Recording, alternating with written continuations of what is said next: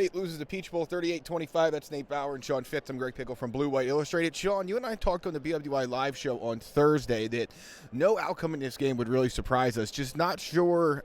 It was true, but I'm just not sure I saw this one playing out the way it did. No, not really. Deflating performance, I would say. Really, you look at what Penn State brought to the table on the defensive side of the ball, and sort of the matchups overwhelmingly favored Ole Miss and that efficient and explosive offense. Like, you usually get one or the other.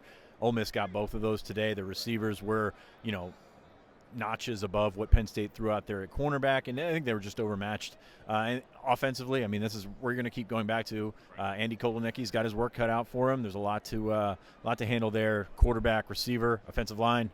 There's a lot ahead of Penn State in the next year. There sure is. Nate, Penn State comes into this game. No Olu Fashanu, no Kalen King, no Johnny Dixon, no Chop Robinson.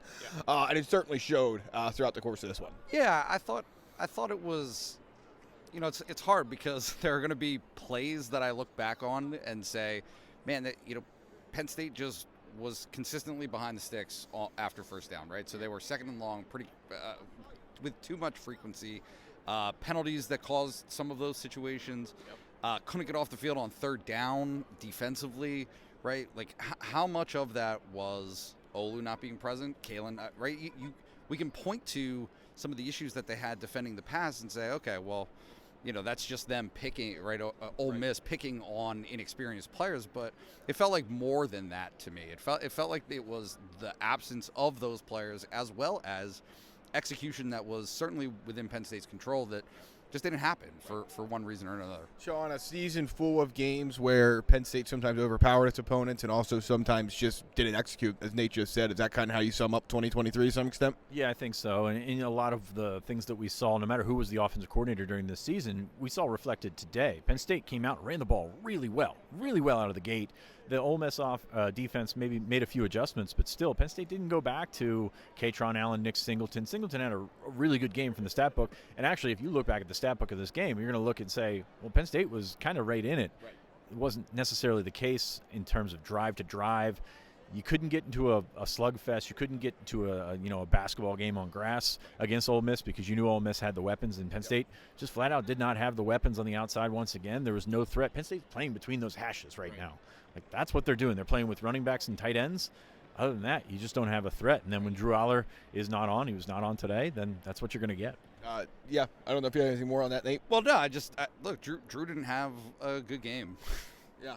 Right? And that impacted them. But there were still opportunities, right? I cannot look past, certainly the 3rd and 9, 14-yard touchdown down here, right? Where Zariah Fisher missed an assignment, right? Tony Rojas both blitzed, and all of a sudden a guy ends up wide open. Now, it was not the only time that happened all day. There was a lot of miscommunication in this defense. Yeah, sure. So it's like these key moments that Penn State had opportunities. Yep. Penn State trying to come back. You could potentially, and maybe the game's gone at that point, but Bo Prabula throwing over Drew Aller's head, right. And so that turns into a 12-yard loss, and now again you're in second and forever, right? And it's an untenable situation. It turns into a blocked field goal. It looked bad for sure, but made worse by these lapses that they had, right? It wasn't a total collapse. It didn't feel to me as though it was a total collapse. It was just very critical, lacking performance execution in very critical areas, right. or specific moments of the game that Penn State just didn't come through. Yeah, I'll throw it back to you, Sean, for final thoughts, but it did feel very much like a game where Penn State was not only without 4 of its best players, but also was without its defensive coordinator and was still using co-interim coordinators on the offensive side of the ball. And it kind of has felt like that throughout this game, that everything was just a little bit off. Yeah, the excuses are there if you're going to take them. Sure. But Penn State is here for a reason. I mean, they were number 10 team in the country coming in, did not play like that. It seemed like one of those games that we talk about in November in the Big Ten where that depth sort of it ends up catching up to you, and I think it caught up to Penn State today in several different ways. Nate, final thoughts? Yeah, 4th and 1, punting the ball, right. On their side of the field. I feel like this has been the conversation after Ohio State. I feel like it was the conversation after Michigan. It would be so much more convenient if there was one thing that we could point to, but it's not. It's decision making, certainly by the coaching staff.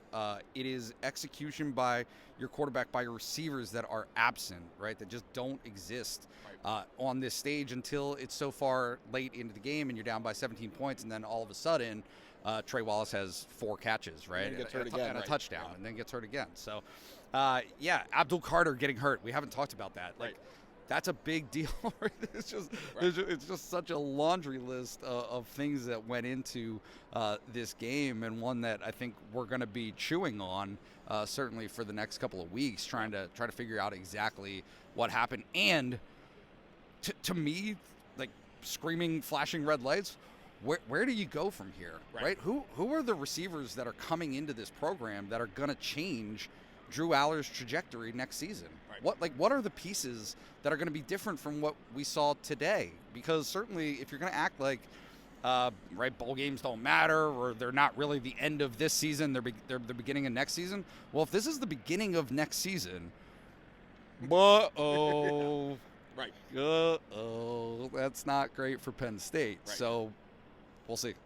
So anything you want to add to that? There's things to build on, but at the same time, you're going to look at this game and you're just going to continue to be disappointed by the fact that you played an opportunity at a fun game, and that's really what I think we've been missing when watching Penn State football the last couple of years. Is like even some of the wins, you just kind of got to grind out and go with it.